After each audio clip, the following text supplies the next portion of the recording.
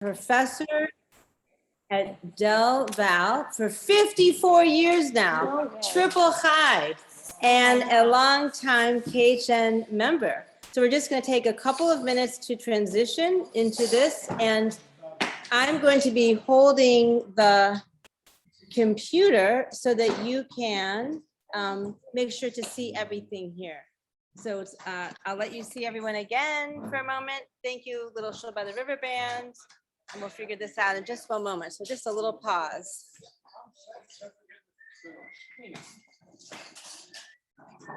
Hi.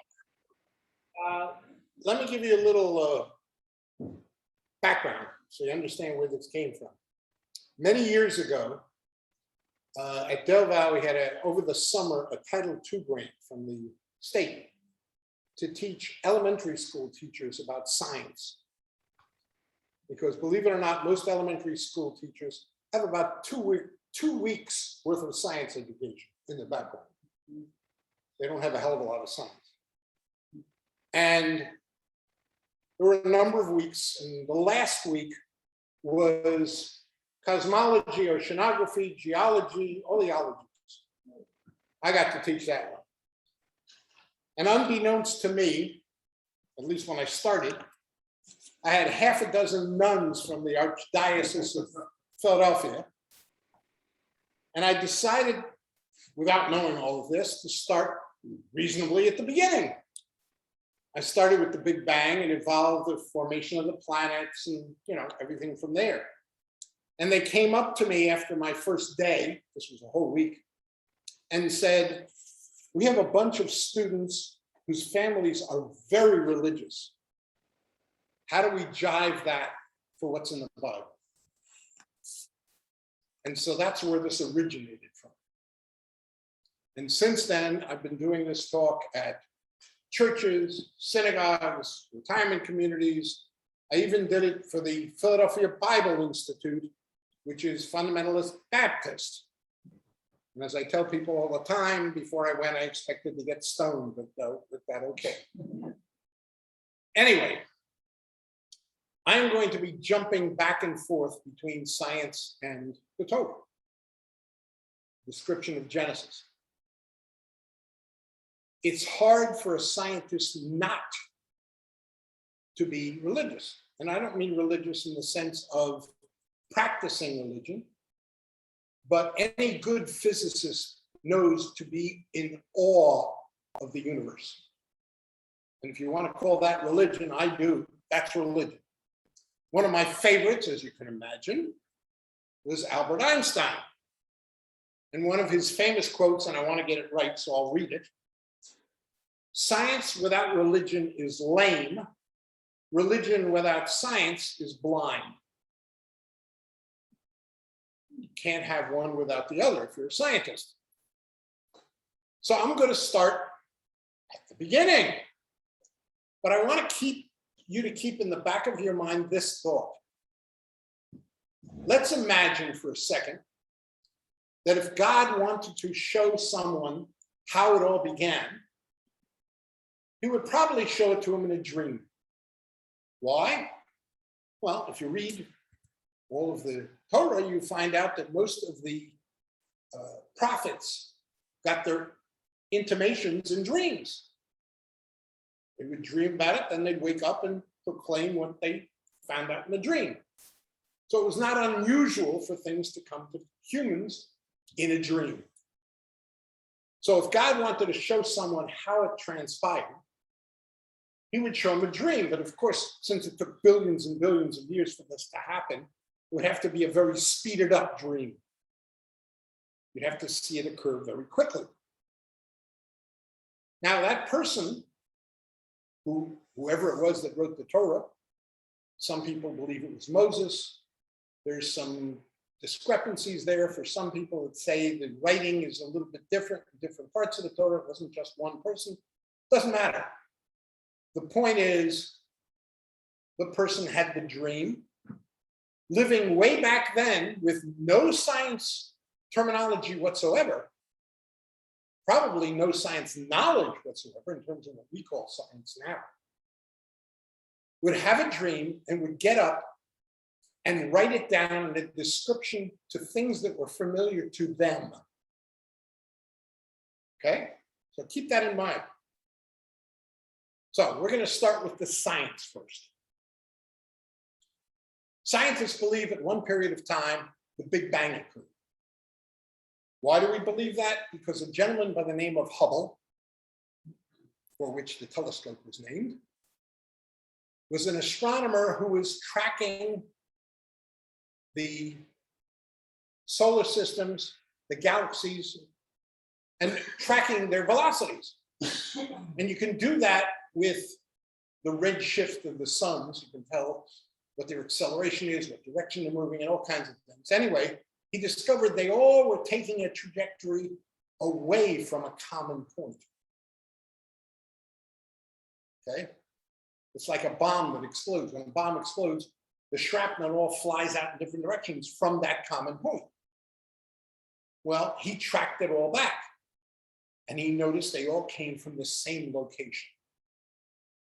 So he came up with a hypothesis that at one period of time, everything occurred at one spot. And physicists call it a singularity because it's a single point. But before anything happened, there was nothing.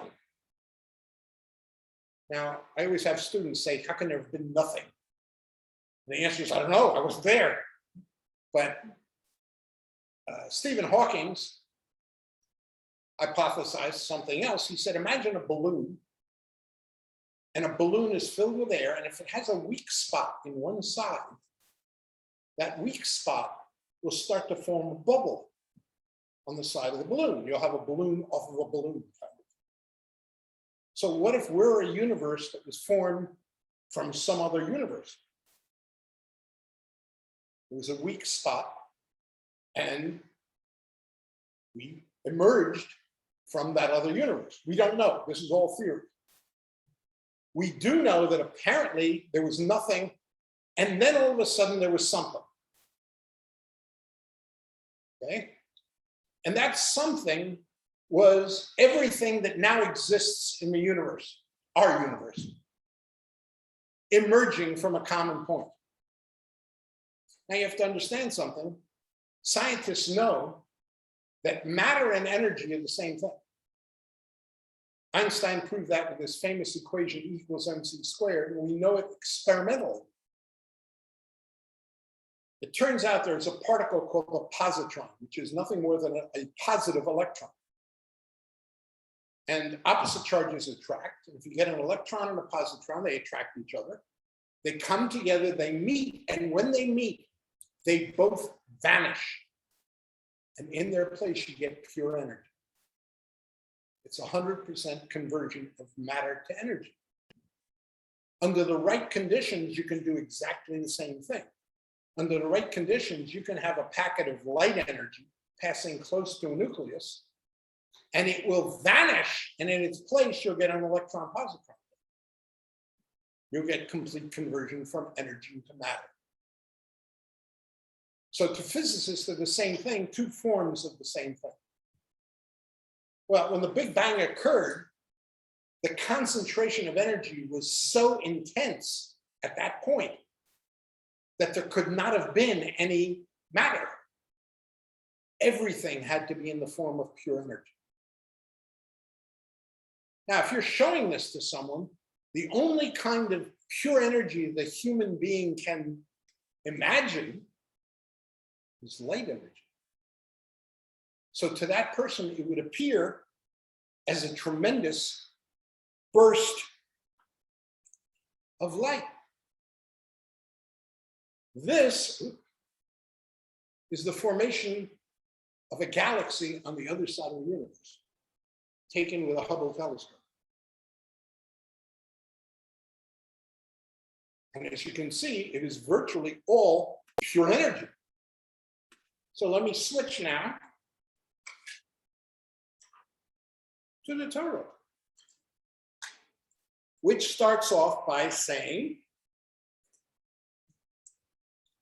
now the earth was unformed and void, and darkness was upon the face of the deep. And God said, Your. let there be light. Now, tell me that isn't a perfect description of what we believe happened. There was a void, there was nothing. And then from nothing, all of a sudden, there was light. Now, the universe, imagine it being like a big bubble. From that point on, the universe is expanding. And as it expands, the energy density at any one particular place is lower and lower because the energy spreads out to fill the void, fill the emptiness of that bubble.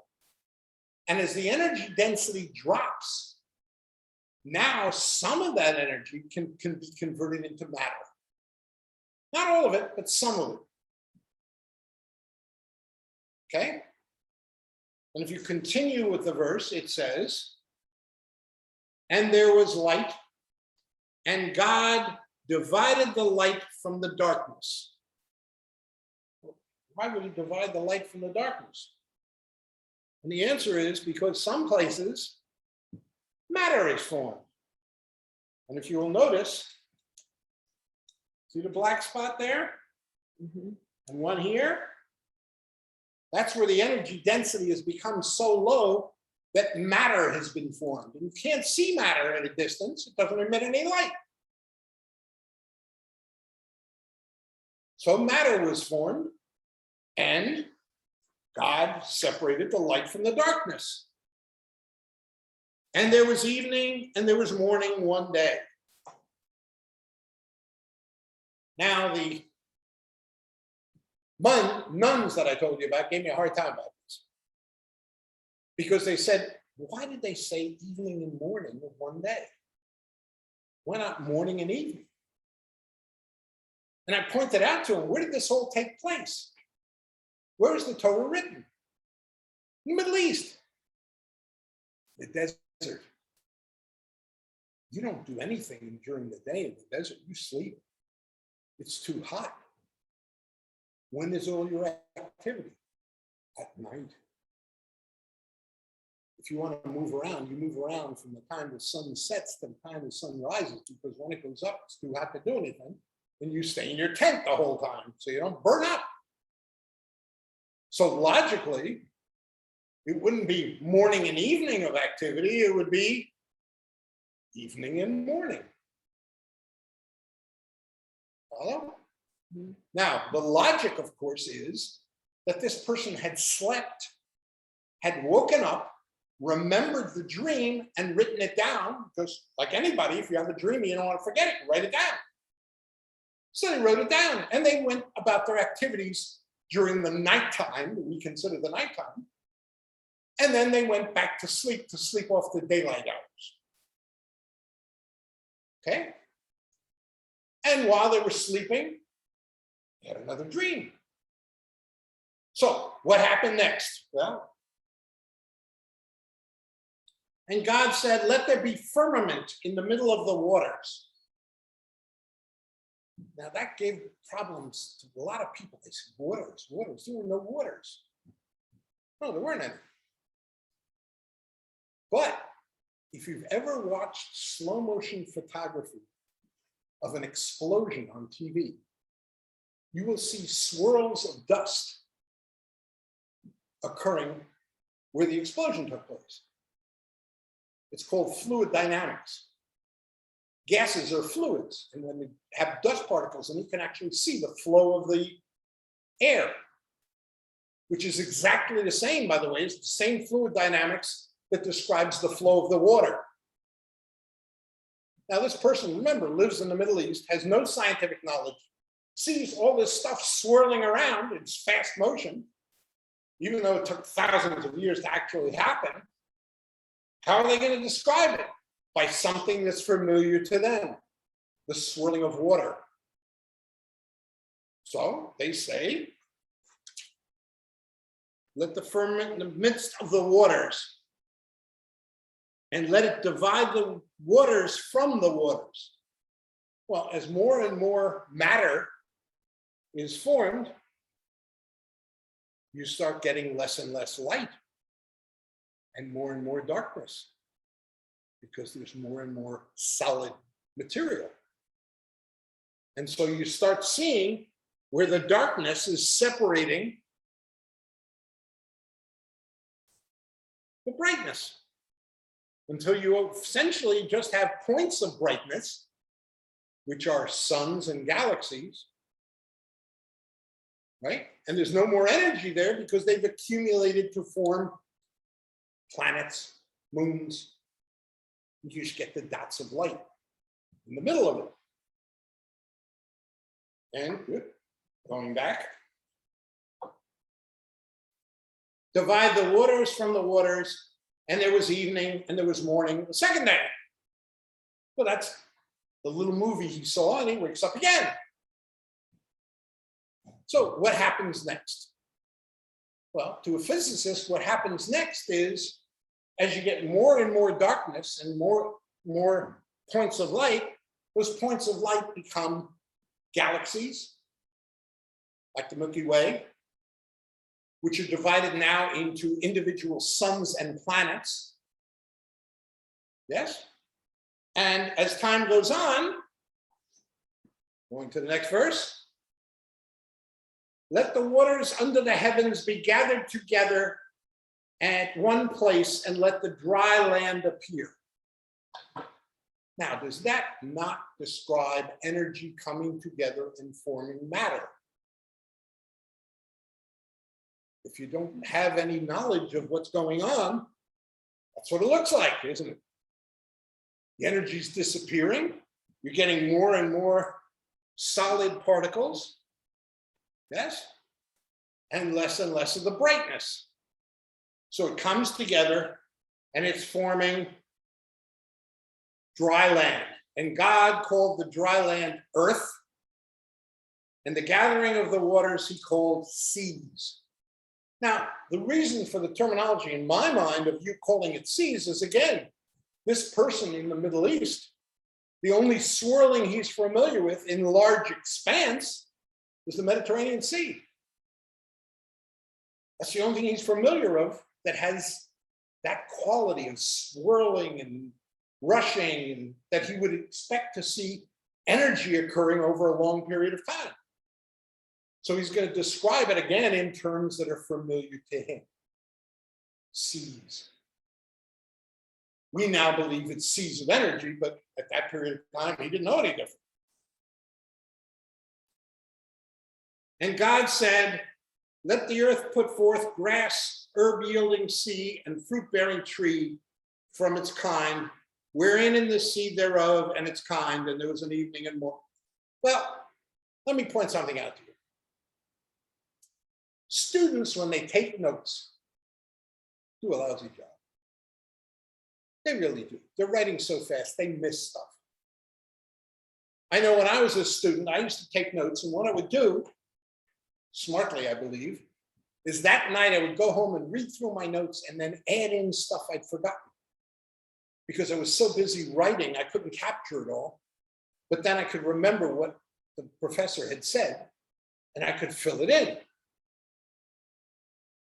Person who wrote this missed something, made a mistake, added it later. We'll get there in the later verses. He added it later. But what I use to point out to the nuns is I always get arguments from very religious people that say there's no such thing as evolution. It's the hand of God making things. Well, I hate to tell you that. I'll read that sentence again, or at least part of it. And the earth put forth grass, herb-yielding seed, and fruit-bearing trees. That's exactly the order of the evolution of the plant life. The crudest plants are the grasses. Next up on the evolutionary scale are herbs. At the top of the evolutionary scale for plants are the fruit-bearing trees. They're the most complicated. Follow? So this is exactly the order of evolution. And so when somebody argues with me, I said to them, why did the Bible write it in that form if that isn't the way it happened?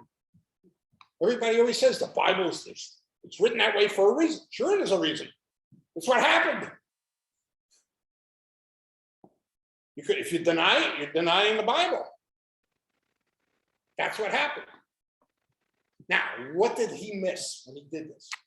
He missed everything occurring from this point to actually the formation of the earth and the moons. What was there a gap in between? And the answer is very, very simple. In between, you had a sun formed, which was a conglomeration of energy, and the swirls of energy around the sun solidified into the planets. And I tell my students, if you want to see how it happened, just take a really sopping wet sponge and throw it underhand so it rolls, and watch it, and you will see a spiral formed of water droplets out from the sponge itself in a perfect representation of a galaxy, because that's exactly the way it happened. The energy swirled around the central main part of the energy, which was the sun's, and each of those little swirls became droplets, which were the individual suns of the galaxy, and little droplets around the suns became the planets. And the planets, when they first formed, were pure energy, then solidified into matter. But it was very hot, because it came from pure energy. And so when the planets were first formed, they were molten. And as they cooled down a little more, you got a crust on that molten area. That's what the Earth is. The Earth, to this day, has a crust. And the center of the Earth is very molten still. That's where the lava comes from. Well, the atmosphere around the Earth was air, which obviously isn't as dense as matter. So it stayed around the Earth, but it was filled with dust particles because everything was formed the same way. So you've got this very dusty atmosphere around the Earth, and everything's still cooling off. And as it cools off more and more and more, eventually what happens is the water droplets coalesce on the dust particles. By the way, in case you're not aware of it, that's the only way you can get rain. If you don't believe me, look at your car right after a rain. It's dusty as hell. Why? Because what happens is the water molecules are too far apart to form droplets. A dust particle appears. They're both attracted. Two water molecules are attracted to the dust particles, giving you a larger droplet of water. And that's the droplet that falls as rain. And that's why you hear of farmers, when they want to cause rain, they go out in an airplane and they dust the clouds, which means literally throwing dust out of the airplane. That's what they do. They sprinkle dust particles into the clouds so that they can make the water droplets coalesce to fall. So you've got this very dusty atmosphere around a hot Earth, and the Earth still cools down even more. And if it gets enough dust particles cooled down, they fall all at once, and you get a torrential downpour, which forms rivers and oceans. That's where the rivers and the oceans come from. Okay? In the process, notice it also takes the dust out of the atmosphere with it. So all of a sudden, you get a clear atmosphere. So let's look at the next verse. The next verse says,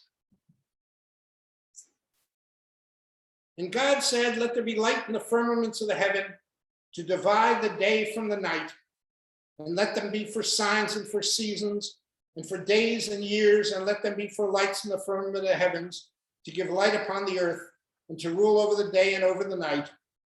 And there was evening, and there was morning, another day." Now, think about when this was written.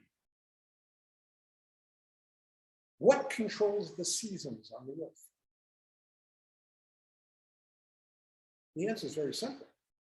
It's how the axis of the earth tilts toward or away from the sun.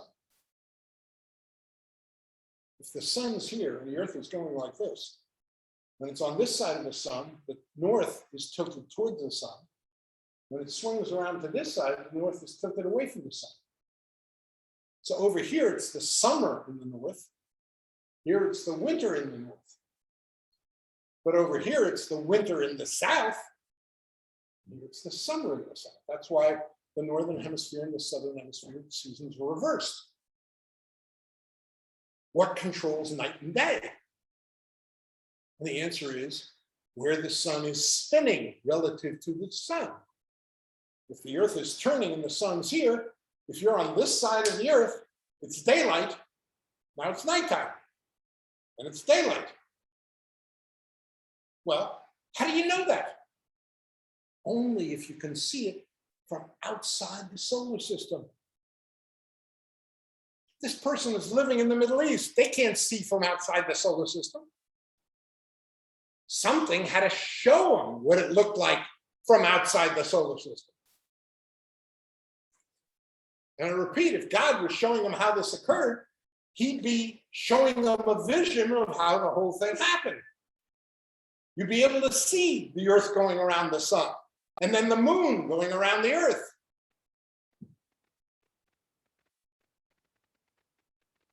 That far back in the past, we didn't have telescopes. Hate to tell you this. Didn't work that way. So you're starting to get formation of solar systems. You're getting more and more black areas and more isolated solar systems and galaxies. And as you do that, it becomes more and more looking like what it is today, yes? If you look up at the sky, you see individual points of light, which are the individual suns or galaxies, yes? And in between, it's blackness. What you'd expect.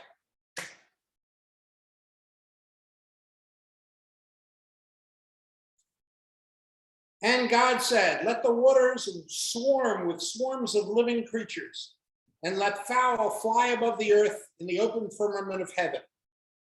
And God created the great sea monsters and every living creature that creepeth, wherewith the waters swarmed after its kind, and every winged fowl after its kind. And it was evening and morn. Where did scientists believe life started? In the oceans. How did it end up on land?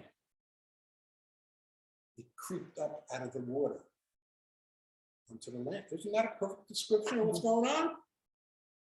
They're talking about creatures creeping in the ocean. Now, why call them sea monsters? Well, the answer is very simple. This is somebody who's living in the Middle East in a desert. God shows him a picture of a whale or a giant squid. What's he going to call them? Even a big shark. He has no description for those kind of animals. What's he going to call them? He's going to call them sea creatures. Monsters. Because to them, it looks like a monster. You got a whale that's as large as a 20-story building. He's never seen anything that big with big teeth. It's a sea monster. I hate to tell you.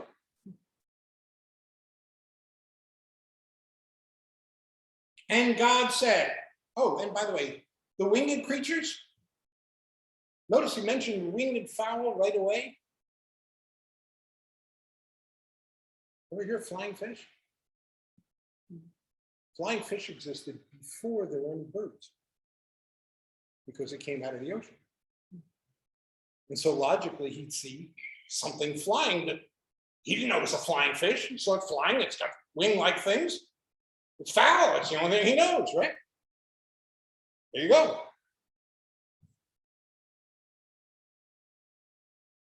And God said, let the earth bring forth, yeah, here it is. And God, the next verse. And God said, let the earth bring forth living creatures after its kind, cattle and creeping things and beast of the earth after its kind. Well, notice he mentions that after all the water creatures. Why? Because the water creatures came first. Then they creeped up, we believe, out onto the land, developed lungs, yes, and that gave us all the creatures that now exist on dry land.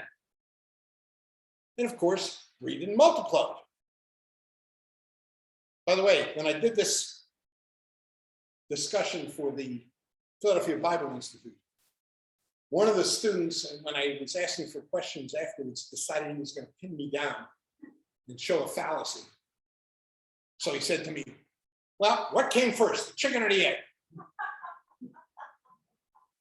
And I said, it's obvious, the egg. There had to be a creature very closely akin to a chicken that wasn't quite a chicken. And due to evolution, it laid an egg, and what hatched out of the egg was close enough to a chicken to be called a chicken. And so therefore the chicken was born of the egg, which came out of something that wasn't quite a chicken. The egg had to come first. It's only logical.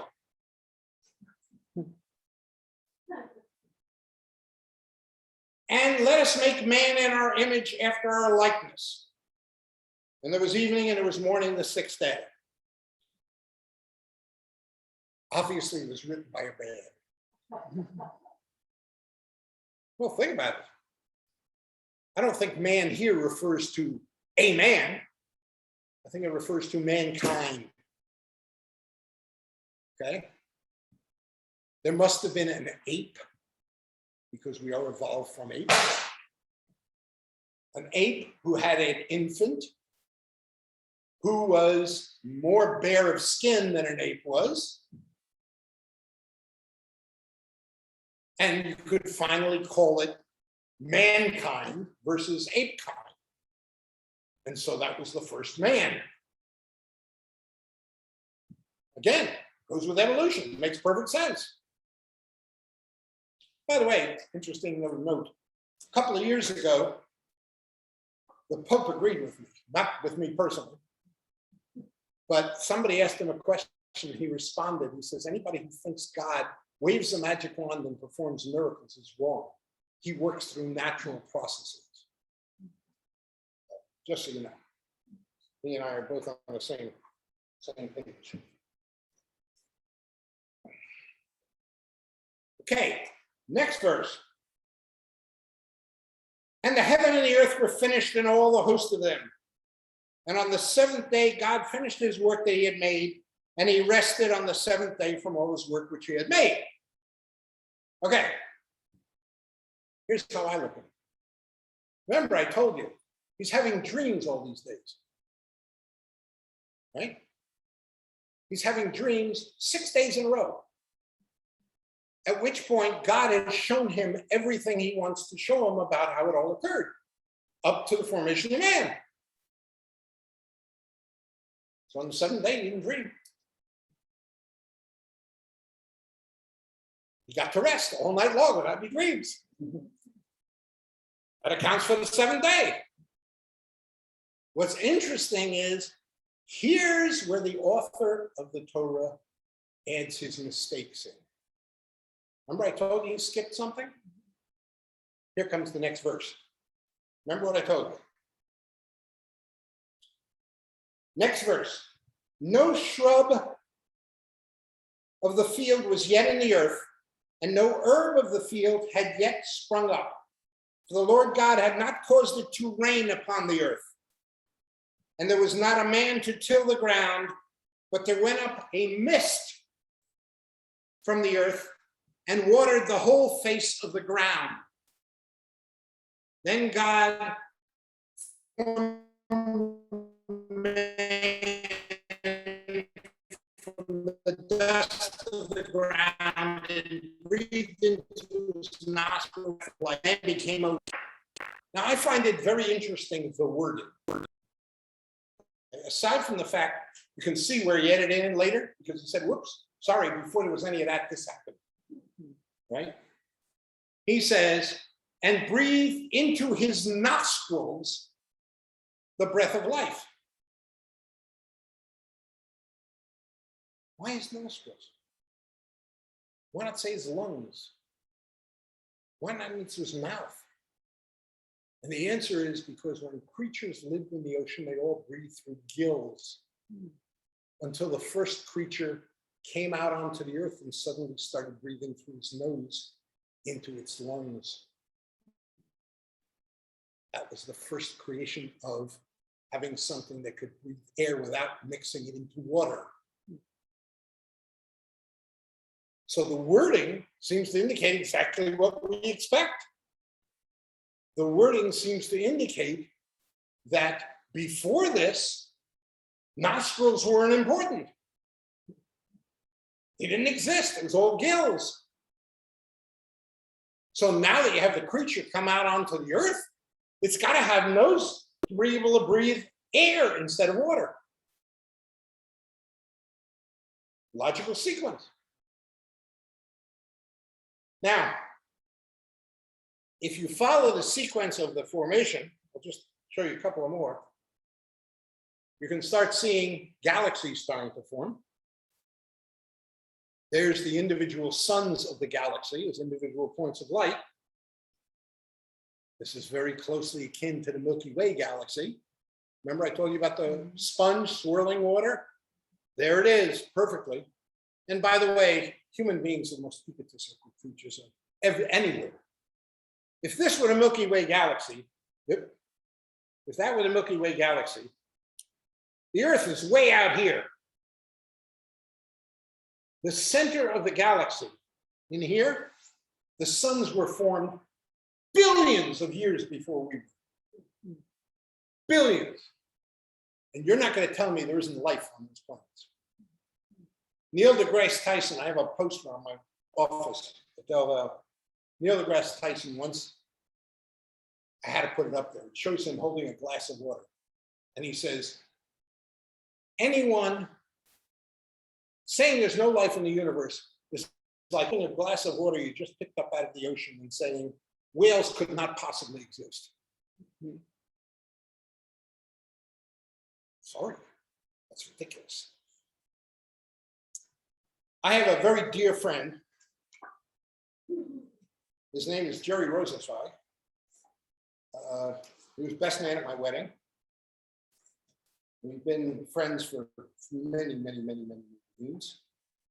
And he and I both have the same thing in common. We love science fiction. And believe it or not, this is apropos. One of the most famous science fiction writers is a gentleman by the name of Isaac Asimov. Probably heard of him. What a lot of people don't realize is he was a famous biologist. Most science fiction writers are scientists in one kind or another. He was a gentleman who was experimenting on trying to create life. He took the atmospheres that appeared on the Earth way back at the beginning and shot artificial lightning through it. And he was able to make protoplasm. Mind you, interesting fact, he couldn't get living protoplasm, but he got protoplasm. He was unable to give it the spark of life. Interesting little moral situation. But anyway, he wrote this little funny story. I've got to read it to you because it's a nice finale to this. Okay? Here's how it goes. The lights on the better. My brother began to dictate his best oratorial style, the one that has the tribes hanging on his words. In the beginning, he said, exactly 15.2 billion years ago, there was a big bang in the universe, but I had stopped writing. 15 billion years ago, I said, incredulous. Absolutely, he said, I'm inspired. I don't question your inspiration, I said. I had better not. He's 3 years younger than I am, but don't try questioning his inspiration. Neither does anywhere else or this hell to pay. But you're going to tell the story of the creation over a period of 15 billion years? I have to, said my brother. That's how long it took. I have it on the best authority. He tapped his forehead, and it's the very highest authority. By now, I'd put down my reed pen. Do you know the price of papyrus? I said. What? He may be inspired, but I frequently noticed that the inspiration didn't include such sordid matters as the price of papyrus. I said, suppose you describe 1 million years of events to each roll of papyrus. That means you'll have to fill 15,000 rolls. You'll have to talk long enough to fill them, and you begin to stammer after a while. I have to write enough to fill them, my fingers will fall off. And even if we can afford all that papyrus, and you have the voice and I have the strength, who's going to copy it? We'll have to have a guarantee of 100 copies before we can publish. And without that, where will you get royalties from? My brother thought a while. He said, you think I ought to cut it down? Way down, I said. If you expect to reach the public. How about 100 years, he said. How about 6 days, I said. He said, horrified, you can't squeeze creation into 6 days. I said, this is all the papyrus I have. What do you think? Oh, well, he said, and then began to dictate again. In the beginning, does it have to be 6 days, Aaron? I said firmly, 6 days, Moses.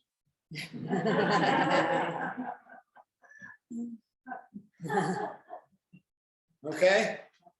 So that's all I got. Thank you, extra call.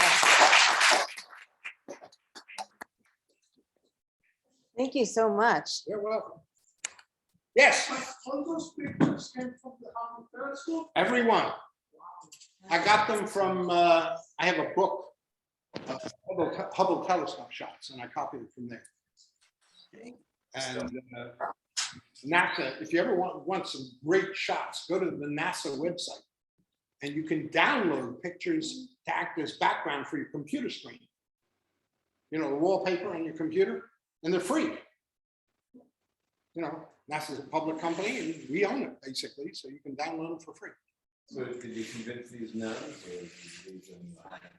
Did you They convince these nuns? didn't someone argue else? with me. And when I did it for the Philadelphia Bible Institute, when I first asked her how many people are going to be there, I've told this story to some people already, they said, probably all my classes. It turns out they took out didn't hire, it belongs to them, the biggest lecture hall. And not only were all her classes there, but all the faculty, most of the students, and most of the students had already graduated. It was standing room only. Okay. And after I was done, I got an email later on from one of the students who had graduated, who was team teaching a course. He was a creationist, and the guy who was teaching it was an evolutionist. Wow. And he turned around to me in the email and he says, and I hope you don't mind, but I'm using some of the stuff you told us in the class. And it works beautifully. So I must have reached them. Any other questions?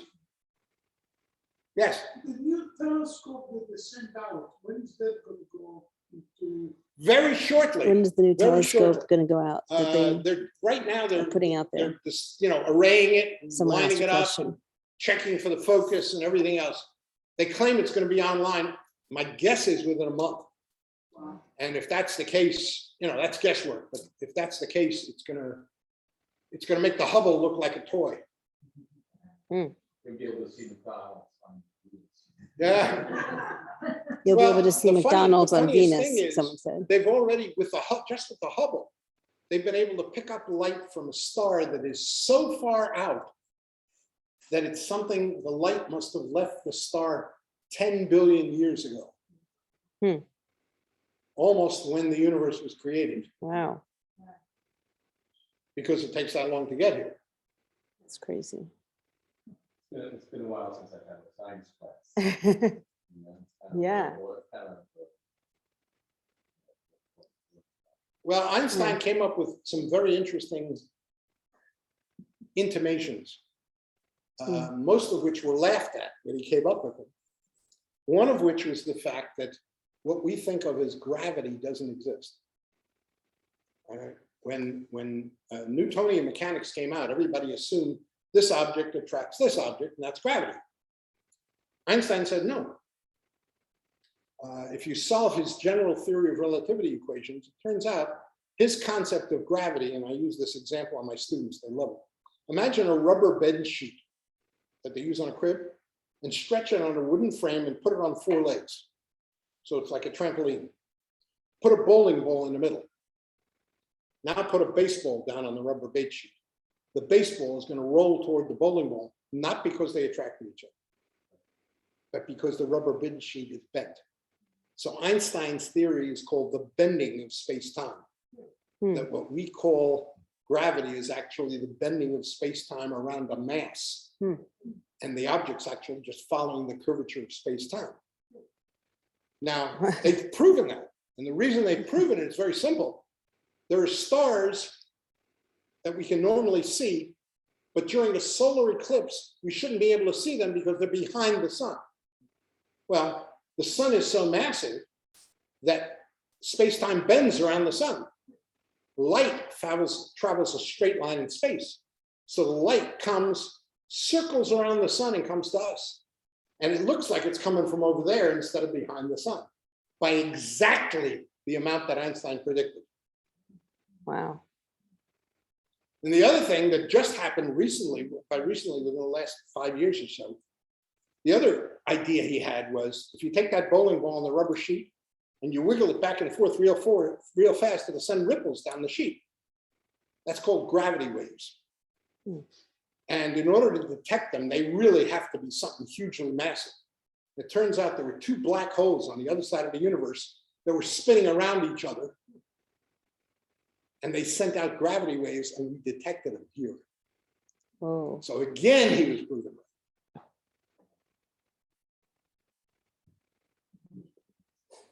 So, but as I tell my students all the time, as brilliant as Einstein was, to me, the ultimate brilliance was Newton. Because he came along at a period of time when science was earth, water, air, that's it. And came up with the basic laws of physics that hold to this day. He came with nothing before him. Einstein had all this background information already available to him. He just went a step further. Somebody on the Zoom room is curious about your statement about the other life in the universe. Yes. What about it? Like, what do you reckon? Absolutely. Well, first of all, I don't know if you know, but with the new Freedom of Information Act, there's been a lot of information released from government files that were kept top secret.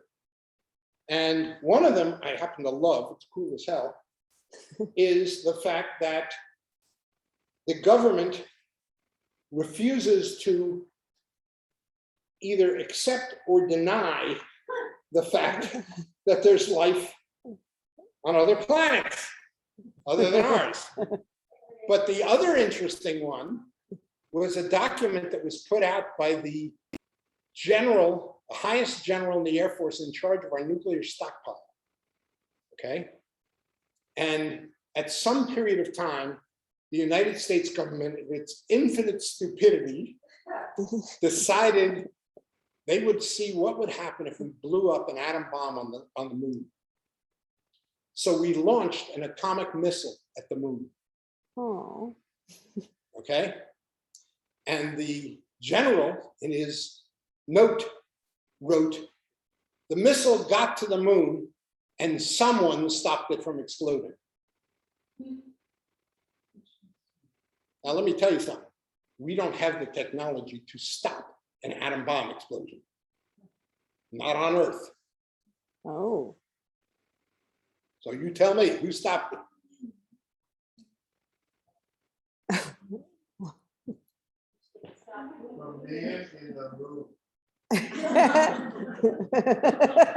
Well, He said the man on the moon. when my students bring this up to me, they say, why don't they interfere? And I say, look, when we send out people to study Aborigines living in Africa, headhunters, what do? We hide in the woods and watch them because you don't want to interfere with them. You want to see how they live their life normally. Besides, if you get caught, you can lose your head, right? Well- Until they start wearing University of Michigan t-shirts. Well, you tell me, if somebody's smart enough to get here, they're smart enough to It's the line. live. And I've been saying for years, and I'll say it again, and you'll see I'm gonna be right. It's gonna get to the point of where when the aliens finally decide to let themselves be known to us as a world, they're gonna turn around to us and say, That's in the line. you are quarantined to your own solar system because we don't want you morons playing with your dangerous toys in our backyard. That's what they're gonna do. We have someone clapping here on the Zoom room. So that's what's gonna happen, I guarantee you. I think it's funny too how people think that aliens can't exist on Earth because we can't see them. But if aliens are able to get to our planet and we can't even detect theirs, it means they're more advanced than us. And jellyfish are translucent. So how is that Well, think of this, the real technology? think of this, okay? And this is, we're not even getting really fancy. We have jet pilots flying along at Mach 2, which is twice the speed of sound. Okay? Something appears off their wingtip. They can see it right off their wingtip. It's detectable on their radar. It's detectable on ground radar. And then it takes off, leaving them as if they're standing still, and they can feel the turbulence of its leaving. You're not going to tell me that's a weather balloon. Yes, I'll do it.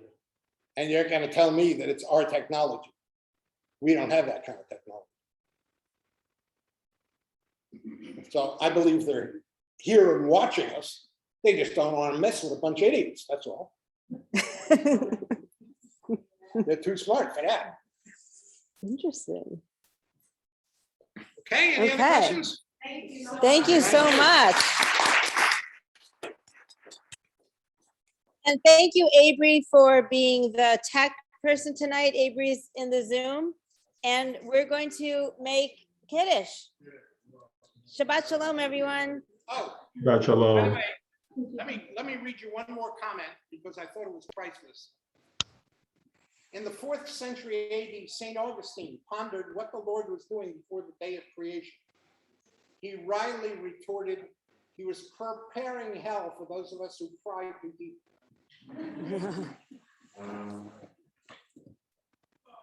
Good Shabbos. Shabbat shalom. Bye, Shabbat Shalom.